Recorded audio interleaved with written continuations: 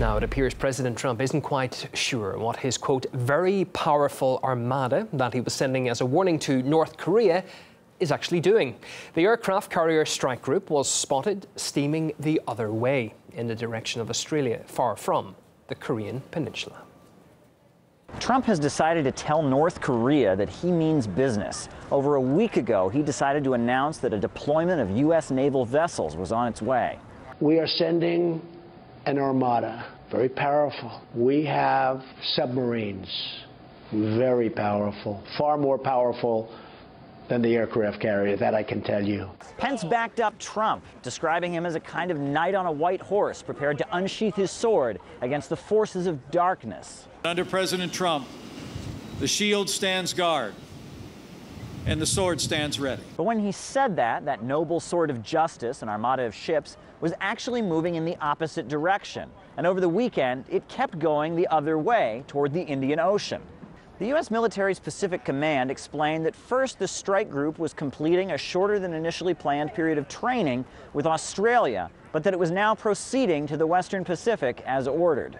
Yes, Trump looked like quite the hero on TV, but it appears almost as if he had no idea what was really going on with the ships. And it gets worse. People are now starting to question whether or not Donald Trump actually knows Kim Jong-un's name. He just kept referring to him as the gentleman. You know, they've been talking with this gentleman for a long time. You read Clinton's book, he said, oh, we made such a great peace deal and it was a joke.